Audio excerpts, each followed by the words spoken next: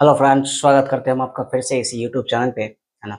आज जो है मैं आपके लिए मॉडर्न हिस्ट्री का कुछ एमसीक्यू क्वेश्चंस मैं लेके आया हूँ, है ना, जो आपके आने वाले एग्जाम के लिए बहुत ही इम्पोर्टेंट होने वाला है। आप जानते हैं कि इतिहास का 3 पार्ट होता है, एंशिएंट, मिडिएवल एंड मॉडर्न। इसमें सबसे ज़्यादा प्रश्न पूछा कहाँ से जाता है, तो मॉडर्न हिस्ट्री से, आप ये भी जानते हैं, है ना। आज का जो पहला हमारा ये मॉडर्न हिस्ट्री का ये पहला हमारा वीडियो है एमसीक्यू का, जिसमें कि हमने पुर्तगाली से लेके आपका मराठा तक का मैं क्वेश्चन यहाँ पे करवाया हूँ, है ना। और उम्मीद करता हूँ कि इस वीडियो को अगर पूरा का पूरा शुरू से लेके अंत तक देख लीजिएगा ना, तो ऐसा फील कीजिएगा ना कि सर ये चैप्टर जो है ना हमारा क्या हो गया, रिकॉल हो गया। तो आइए देखते हैं आपका पहला सवाल क्या कहता है।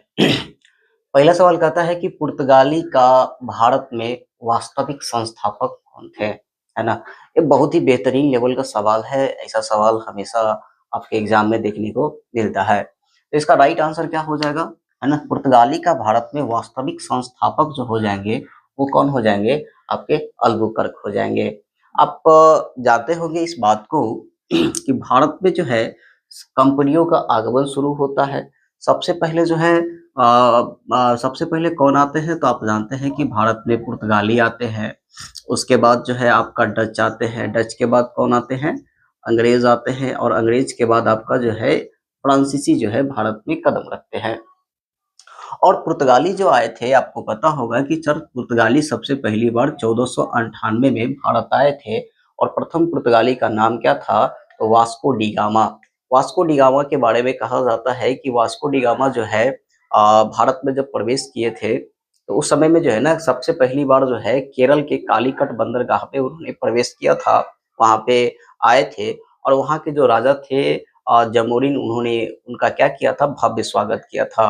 तो वास्को डी गामा जो है बेसिकली जो भारत आए थे व्यापार के दृष्टिकोण से, और उन्होंने किसका व्यापार किया था, तो कहेंगे sir masala. I mean to say Bharat Bharat से कुछ मसाला वो अपने कंट्री वापस ले गए, और वहां पे उन्होंने क्या किया, मसाला को सेल किया। जिसमें कि कहा जाता है आपके बुक के अनुसार कि सर उनको जो है जब उन्होंने मसाला को अपने कंट्री में सेल किया तो मुनाफा जो है 60 गुना तक उनको मिला था। तो प्रथम पुर्तगाली नाम याद रखेंगे, वास्को डी गामा, है ना। तो पुर्तगाली जो है सबसे पहले भारत में कदम रखते हैं, उसके बाद डच रखते हैं, तब अंग्रेज, तब फ्रांसीसी।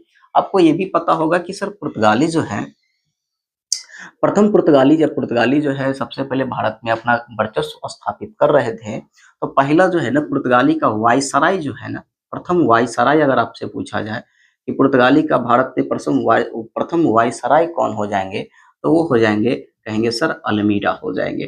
कौन हो जाएंगे, अल्मीडा हो जाएंगे। प्रथम पुर्तगाली, है ना, प्रथम पुर्तगाली वायसराय कौन हो जाएंगे भारत में, तो अल्मीडा।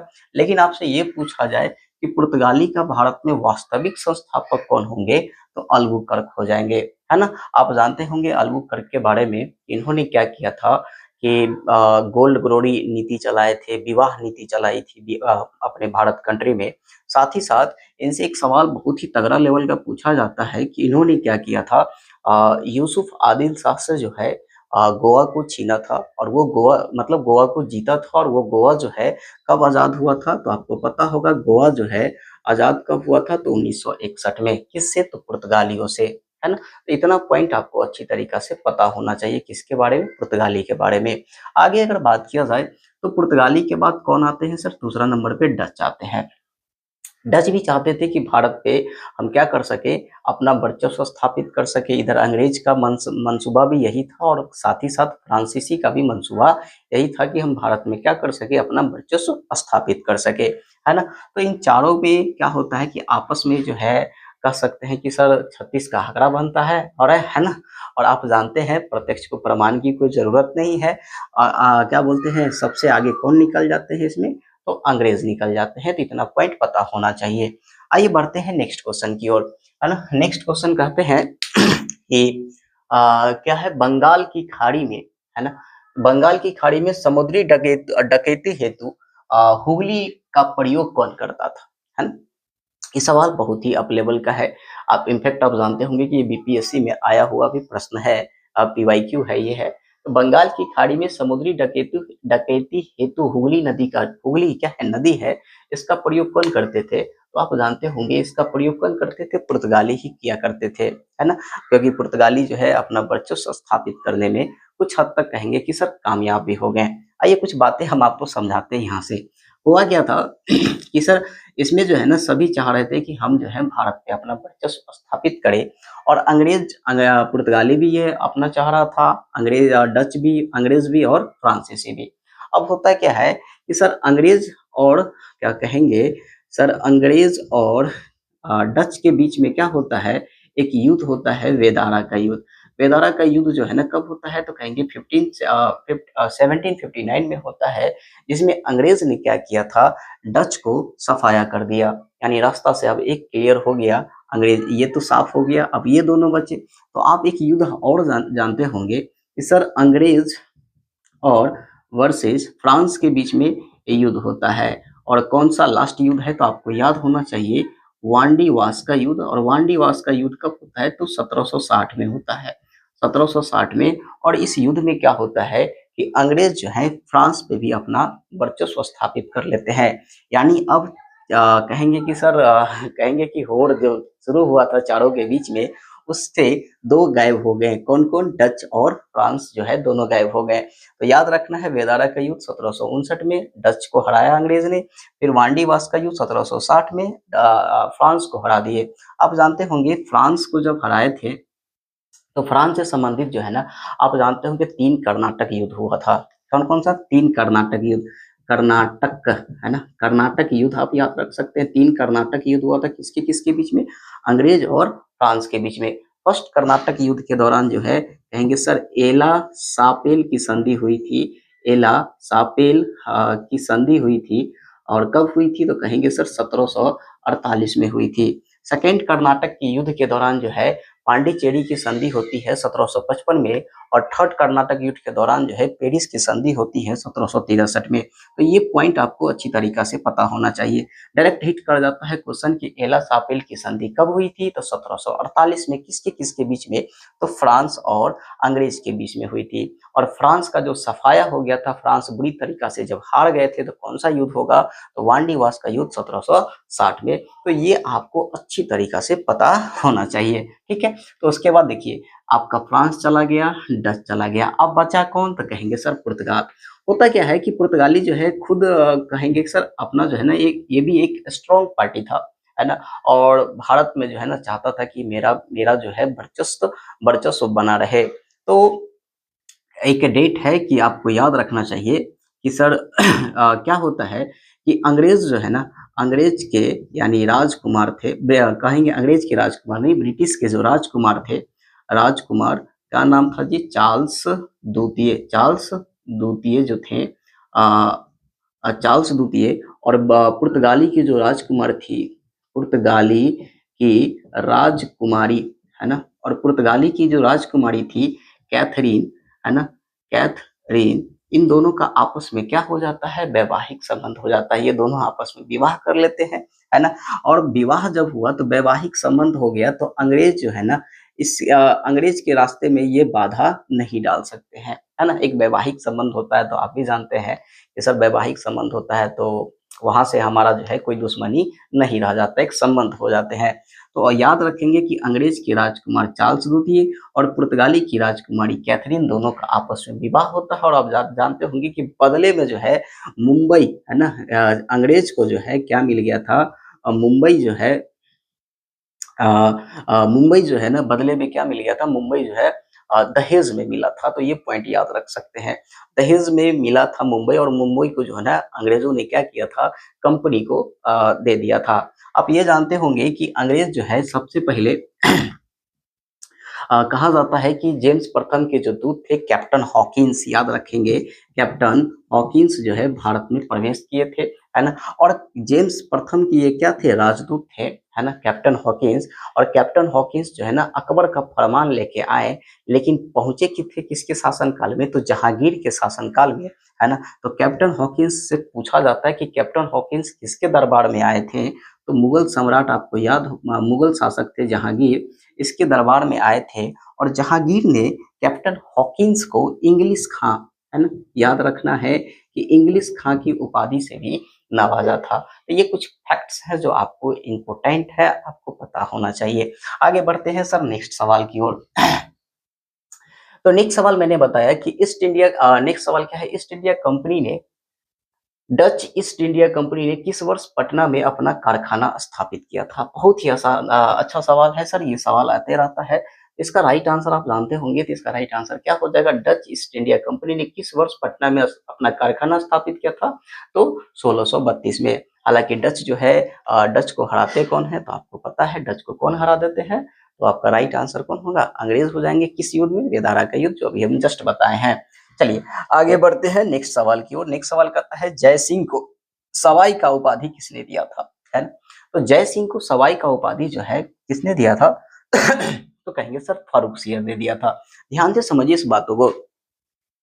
फारूकसियर ने दिया था। ये जो आप जानते होंगे कि फारूकसियर ने इसको क्या दिया था? जय सिंह को सवाई का उपाधि। आप जानते हैं कि सर मुगल मुगल वंश के संस्थापक जो थे वो कौन हो जाएंगे? बाबर।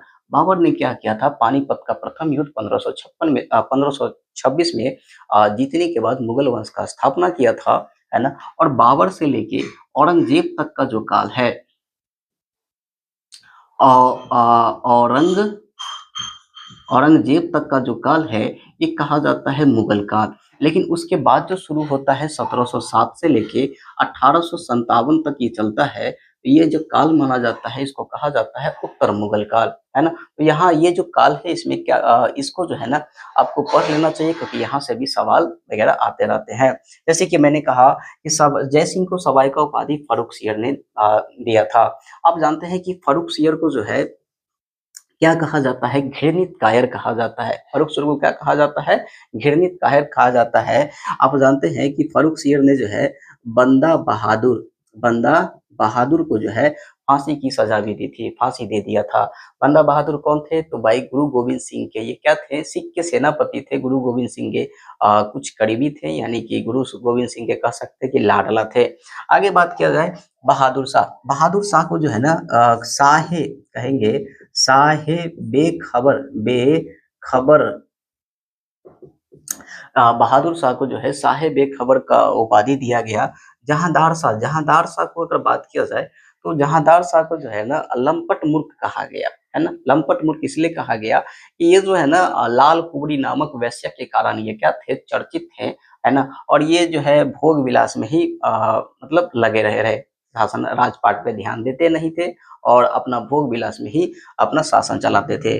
आगे बात करें मोहम्मद शाह को रंगीला रंगीला बादशाह कहा गया, है ना? क्या कहा जाता है? रंगीला बादशाह। आपको पता होगा कि नादिर शाह का पहला आक्रमण, है ना? नादिर शाह का जो है ना पहला आक्रमण किसके समय में हुआ था? तो कहेंगे सर मोहम्मद शाह के समय में हुआ था। और नादिर शाह जो है ना आप जानते होंगे कि वो फारस का जो है शासक भी बनते हैं। ईरान जो ना पहले ये नादिर शाह क्या थे? चरवाहा थे। बाद में जो है ये सम्राट बन जाते हैं और भारत पे आक्रमण तक करते हैं। किसके समय में? तो मोहम्मद शाह के समय में करते हैं। और कब करते हैं? तो 1739 में जो है, याद रखना है 1739 डेट, इसमें जो है नादिर शाह आक्रमण करते हैं और यहाँ पे जो है ना भारत से कहेंगे कि सर भारत से बहुत ज्यादा मात्रा में सोना हीरा जेवरात लूट के अपने कंट्री वापस चले जाते हैं। साथ ही साथ एक पॉइंट याद रखना है कि तख्ते हाउस हाउस है ना, तख्ते हाउस जिसको मयूर सिंहासन भी कहा जाता है, ये भी उठा के ले गए थे। अच्छा, तख्ते हाउस को जो है ना बनवाया था किसने? तो आपको पता होना चाहिए, शाहजहां ने बनवाया था, है ना? तो ये पॉइंट, इतना तक पॉइंट आपको पता होना चाहिए। चलिए बढ़ते हैं नेक्स्ट सवाल की ओर, है ना? मैंने आपको कहा कि सर मैं एक सवाल लेके नहीं आता हूँ, मैं पूरा का पूरा एक्सप्लेन करने का कोशिश करता हूँ ताकि आपको अधिक से अधिक क्वेश्चन के बारे में जानकारी प्राप्त हो सके। बढ़ते हैं नेक्स्ट सवाल की ओर। नेक्स्ट सवाल क्या कहता है कि राम मोहन राय को राजा का उपाधि किसने दिया था? अच्छा, राम मोहन राय को राजा का उपाधि किसने दिया था? तो भाई किसने दिया था? बहुत आसान सवाल है सर, इसका राइट आंसर क्या हो जाएगा? तो अकबर द्वितीय ने दिया था। राइट आंसर क्या होगा? अकबर द्वितीय। आप जानते हैं राम मोहन राय, है ना? राम मोहन राय जो है, राजा राम मोहन राय भारतीय जो है ना कहते हैं कि अग्रदूत कहा जाता है ना? आधुनिक भारत का पिता कहा जाता है, नव जागरण पुनर्जागरण के अग्रदूत भी कहे जाते हैं राम मोहन राय को। तो राम मोहन राय को राजा का उपाधि किसने दिया? अकबर ने दिया, अकबर द्वितीय ने दिया था। ये पॉइंट याद रखना बहुत जरूरी है, यहाँ से सवाल आते रहते हैं। आगे बात करते हैं सर मीर कासिम। मीर कासिम का शासनकाल क्या था, है ना, है ना। मीर कासिम का शासनकाल क्या क्या था। अच्छा, इस सर सवाल जो है ये मैंने कहाँ से लिया, तो आप जानते होंगे बंगाल विजय, यानी अंग्रेज जो है बंगाल को किस प्रकार जीते थे, है ना। तो आइए कुछ बातें हम लोग समझ लेते हैं, ये क्वेश्चन तो सर आराम से हिट कर लीजिएगा आप। आगे बात किया जाए सर बंगाल के बारे में, आप जानते हैं कि बंगाल जो है बंगाल जो है स्वतंत्र होता है मुर्शिद कुली खां के नेतृत्व में, यानी बंगाल का पहला सूबेदार किसे बनाया जाता है, तो मुर्शिद कुली खां। आगे चल के बाद के काल में, है ना, बाद के काल में जो है ना कहेंगे सर अल अलवर्दी खां। अलवर्दी खां जो है ना बंगाल का क्या बनते हैं, नवाब बनते हैं। अलवर्दी खां जो है आप जानते होंगे अंग्रेज को है ना 2 करोड़ का नजराना राना भी पेश किए थे। तो याद रखना है कि अंग्रेजों को 2 करोड़ का नजराना दिए थे। साथ ही साथ अलवर्दी खान ने जो है ना अंग्रेजों को यानी यूरोपियों को मधुमक्खी का छत्ता कहा था, है ना, कहा था कि इसको तंग मत करो, ये मधुमक्खी के छत्ता जैसा है ना, ये जो है ना हमें हनी ही देता है, हमें रस ही देता है, इसको बस तंग नहीं करो, उसको बस यूटिलाइज करो, उसको यूज करो। तो ये कथन किसने कहा था, अलवर्दी खान ने कहा था।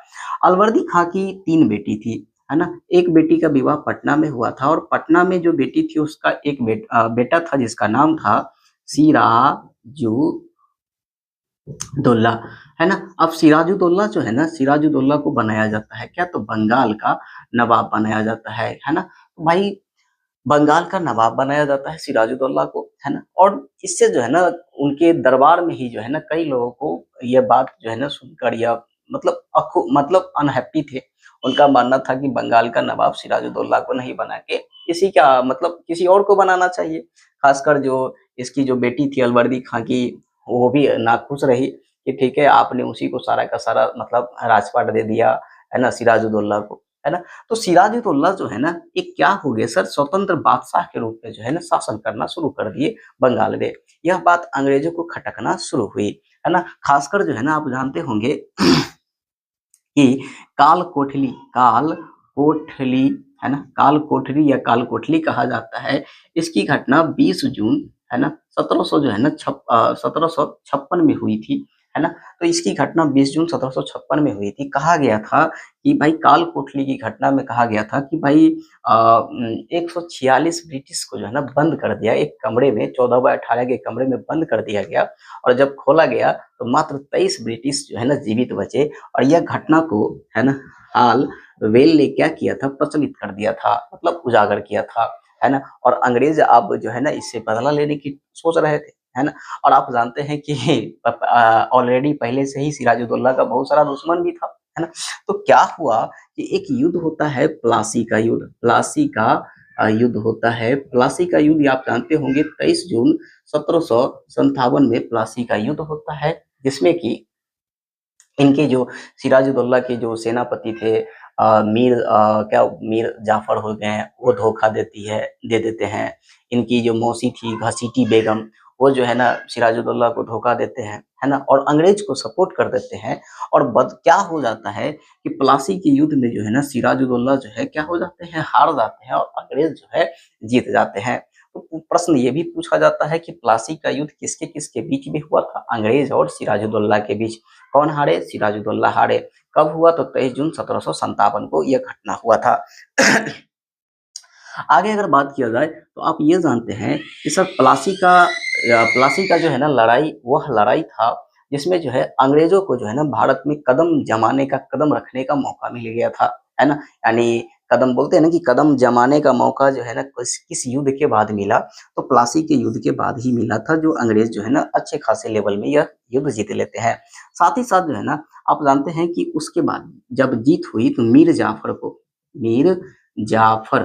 मीर जाफर को क्या बना दिया जाता है, बंगाल का नवाब बना दिया जाता है। अब जो सरकार थी, बंगाल का जो सरकार था, वो अंग्रेजों की कठपुतली सरकार थी। अंग्रेज जैसा चाहते थे वैसा वो काम किया करते थे। तो मीर जाफर की बात किया जाए तो मीर जाफर जो है ना क्या करते हैं कि सर अपने दामाद, है ना, मीर जाफर का जो दामाद का नाम था मीर कासिम, है ना। मीर कासिम को क्या कर देते हैं, अब बंगाल का नवाब बना देते हैं। लेकिन मीर कासिम जो है क्या करना शुरू कर देते हैं, अंग्रेजों का विरोध करना शुरू कर देते हैं, अंग्रेजों का बात नहीं मानते हैं, कहते हैं कि मैं स्वतंत्र बादशाह हूँ, मैं स्वतंत्र अवस्था में ही काम करूँगा, है ना? तो भाई उसके बाद जो है ना क्या कर देते हैं, मीर कासिम को जो है बंगाल का नवाब से हटा दिया जाता है। तो सबसे पहले मीर जाफ़र को बनाया गया, फिर मीर कासिम को। तो सवाल क्या था आपका सर? सवाल क्या था कि सर मीर कासिम का शासनकाल क्या है? तो देखिए ये जो काल है 1757 से 1760 तक, ये काल है मीर जाफ़र का, और राइट आंसर इसका क्या हो जाएगा? 1760 से 1763, इसका राइट आंसर क्या हो जाएगा? मीर कासिम, है ना? तो ये याद रखना है। साथ ही साथ ये भी पॉइंट आपको याद रखना है आगे आपको बताते हैं कि सर क्या बोलते हैं, मीर कासिम जो है ना, मीर कासिम और 2-3 जो है ना मुगल सम्राट भी आ गए थे बीच में। 2-3 जो है ना शासक जो है मिल के जो है युद्ध लड़ते हैं किसके साथ? अंग्रेजों के साथ। वह युद्ध का नाम क्या था? तो बक्सर का युद्ध, है ना? बक्सर का युद्ध था। अच्छा, बक्सर का युद्ध कब हुआ? तो कहेंगे 1764 में युद्ध हो गया था, है ना? और किसके-किसके बीच में? तो बंगाल, अवध और मुगल सम्राट एक तरफ थे 3, और एक तरफ अंग्रेज अकेला था, है ना? अंग्रेज ये अच्छी तरीक़ा से भली-भाँति जो है ना ये चीज़ को पता था कि अगर मैं ये युद्ध जीत जाऊँ, है ना? तो मैं जो हूँ ना लगभग जो है ना अधिकांश भारत के क्षेत्रों पे मेरा वर्चस्व हो जाएगा, है ना? तो भाई क्या होता है कि इस युद्ध में जो है ना बक्सर के युद्ध में जीत किसकी होती है? तो अंग्रेज की होती है, और अंग्रेज जो है ना इस युद्ध को अच्छी तरीक़ा से जीत लेते हैं। उसके बाद प्रश्न ये भी बनता है कि ऐसा कौन-सा युद्ध था जिसमें यह साबित हो गया कि अंग्रेज का वर्चस्व जो है ना स्थापित हो चुका है भारत पे, तो वो कौन-सा युद्ध हो जाएगा? बक्सर का। तो भाई ये भी पॉइंट याद रखना है। एक ये भी पूछा जाता है कि बक्सर का जब युद्ध हुआ था, तो अंग्रेज के सेना नायक कौन थे? तो भाई अंग्रेज के सेना नायक जो थे आयर कूट हो जाएँगे। आयर कूट हो जाएँगे। साथ ही साथ प्लासी के युद्ध के समय जो है अंग्रेज के सेना नायक कौन थे? तो लॉर्ड लॉर्ड कौन हो जाएँगे? क्लाइव हो जाएँगे, है ना? तो ये पॉइंट आपको याद रखना ज़रूरी है। भाई मैंने अभी कहा कि बक्सर का युद्ध जो हुआ था 1764 में, और उस समय में जो है ना मुझसे कहा गया कि आयर कूट सेना नायक थे। एक्चुअली बक्सर के युद्ध के समय में जो सेना नायक थे वो कौन थे? आपको याद रखना है, हेक्टर मुनरो थे। कौन हो जाएँगे? Hector Munro. और साथ ही साथ वांडीवास का जो युद्ध हुआ था 1760 में जो युद्ध हुआ था, तो वांडीवास के युद्ध के समय में अंग्रेज के सेना नायक कौन थे? तो आयर कूट हो जाएँगे, याद रखेंगे। मैंने इसीलिए मिस्टेक किया, आपका एक क्वेश्चन बढ़ गया। चलिए बढ़ते हैं नेक्स्ट क्वेश्चन की ओर। पहला सवाल कर रहा है कि मंगलोर की संधि 1764 में हुई, है ना? इस समय अंग्रेज के गवर्नर कौन थे? है ना?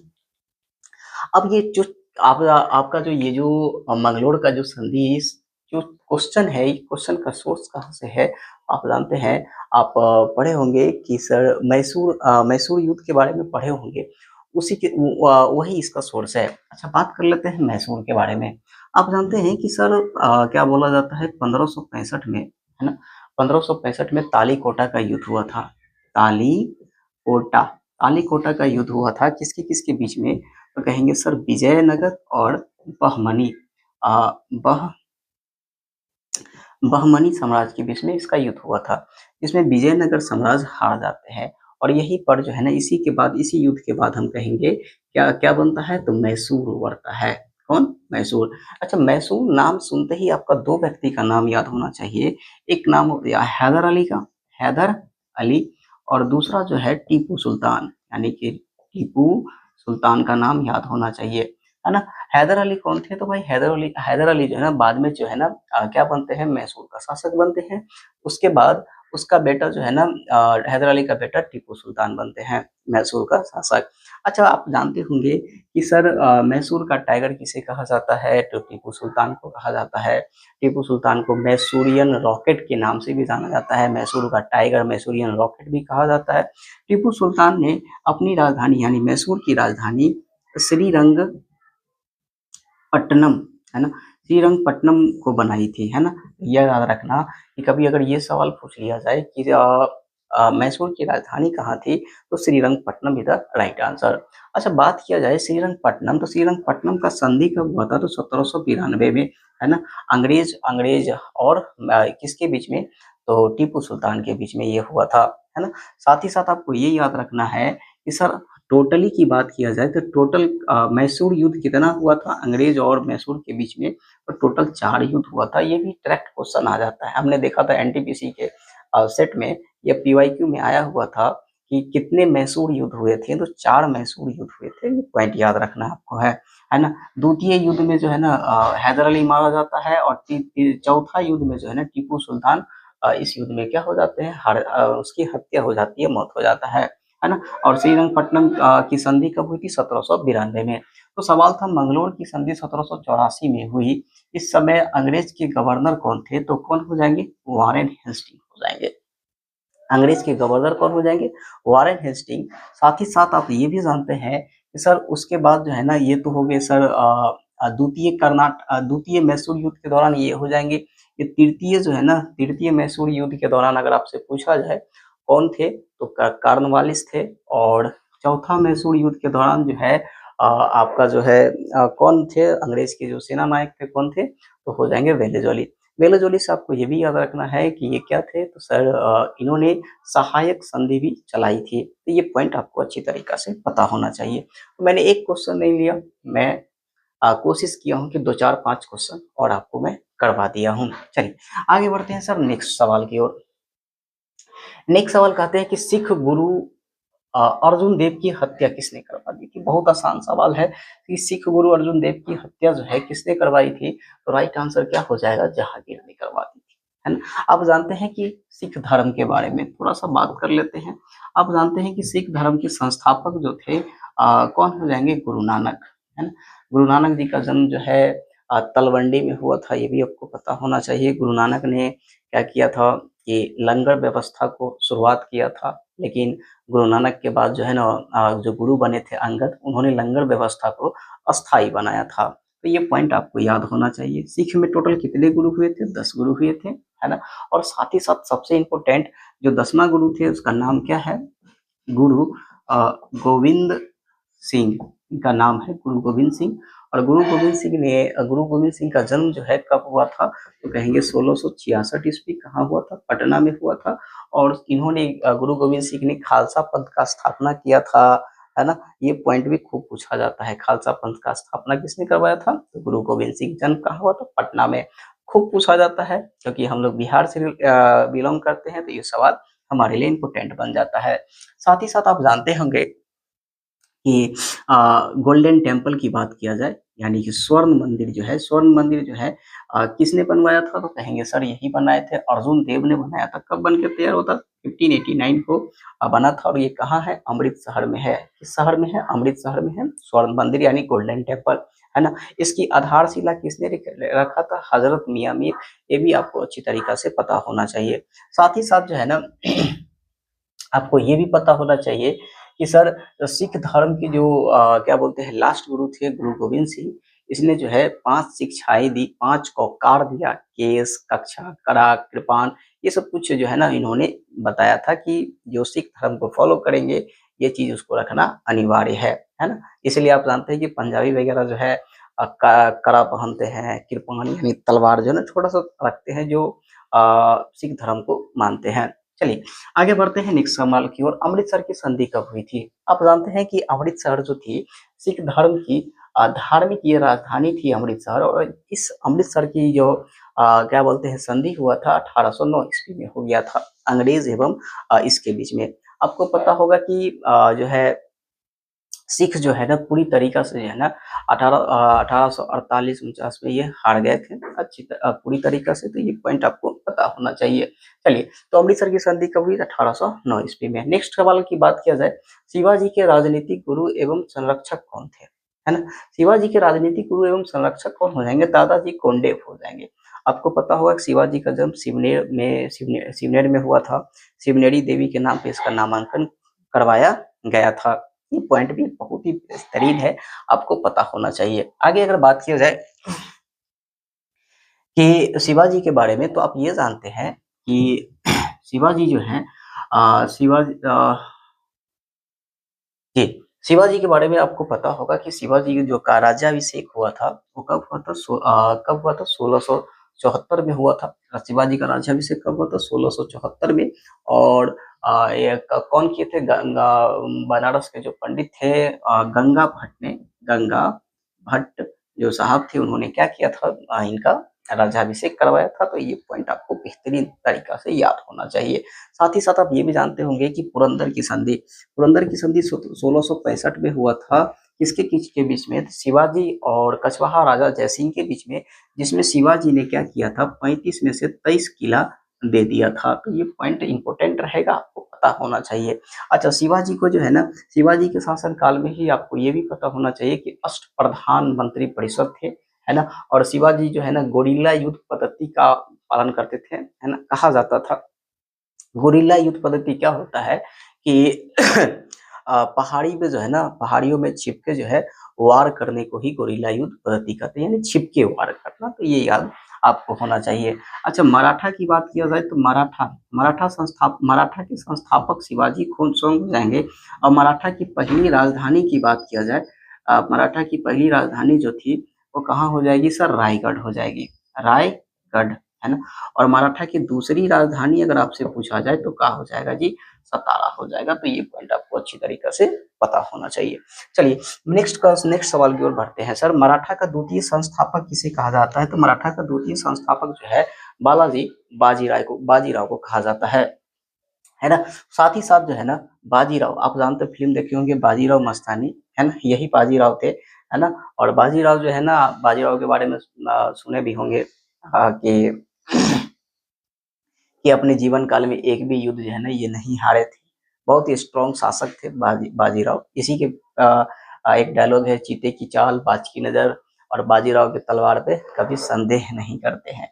उसके बाद बाजीराव द्वितीय जो है ना ये अंतिम मराठा पेशवा थे, है ना। अब पेशवा जो था ना, पेशवा क्या होता था? सबसे प्रमुख मंत्री को पेशवा कहा जाता था। तो अंतिम पेशवा अगर आपसे पूछा जाए तो कौन हो जाएंगे? बाजीराव द्वितीय, ठीक है। और मराठा का द्वितीय संस्थापक कौन हो जाएंगे? तो बालाजी बाजीराव। आगे बात करते हैं सर नेक्स्ट सवाल की। और नेक्स्ट सवाल आपका क्या कहता है? रैयतबाड़ी बंदोबस्त अलेक्जेंडर रीड एवं सर थॉमस मुनरो ने जारी किया, ये भारत के कितने % भागों पर लगा था, है ना। चलिए आइए बातें हम लोग समझते हैं। पहला जो है ना, इस पॉइंट को समझते हैं। पहला, सबसे पहले अस्थाई बंदोबस्त लागू हुआ था, है ना। उसके बाद कौन सा? रैयतबाड़ी, है ना, रैयतबाड़ी। उसके बाद कौन सा सर? माहलबाड़ी बंदोबस्त क्या हुआ था? लागू हुआ था। अच्छा, रैयतबाड़ी बंदोबस्त की बात किया जाए तो रैयतबाड़ी बंदोबस्त मैंने यहाँ पे लिखा है कि अलेक्जेंडर रीड एवं सर थॉमस मुनरो ने जारी किया था। साथ ही साथ अस्थाई बंदोबस्त जो है ना, लॉर्ड कार्नवालिस ने जारी किया था। लॉर्ड कार्नवालिस 1793 में, याद रखना है, 1793 में लॉर्ड कार्नवालिस जो है अस्थाई बंदोबस्त जारी करते हैं। और भारत के कितने % भागों पे? तो कहेंगे 19% भागों पे। उसके बाद रैयतबाड़ी बंदोबस्त मैंने कहा अलेक्जेंडर रीड एवं सर थॉमस मुनरो ने जारी किया था, है ना। कितने % भागों पे? तो कहेंगे सर 51% भागों पर। रैयतबाड़ी बंदोबस्त यानी किसान से कर लिया जाता था। किससे कर लिया जाता था? किसान से कर लिया जाता था। और महलबाड़ी बंदोबस्त जो है हाल्ट मैकेंजी एवं मार्टिन बर्ड ने शुरू किया था। और ये गांव से कर लिया जाता था। और कितना % भागों पे लगा था? तो 30% भागों पे लगा था। मैंने आपको अंग्रेज का कर व्यवस्था ही क्लियर कर दिया। सबसे इंपॉर्टेंट रहेगा ये अस्थाई बंदोबस्त। अस्थाई बंदोबस्त इसलिए रहेगा कि आप जानते हैं कि यह जो है ना बंगाल, बिहार, बंगाल, बिहार एवं उड़ीसा के क्षेत्र में जो है ना ये कर लगाया गया था। किसने लगाया था? Lord Cornwallis. कब लगाए थे? 1793 में अस्थाई बंदोबस्त। तो बहुत ही इंपॉर्टेंट ये सवाल है आपके एग्जाम पॉइंट ऑफ व्यू से, है ना। तो बंगाल, बिहार, उड़ीसा के क्षेत्र में अस्थाई बंदोबस्त लागू किया गया था।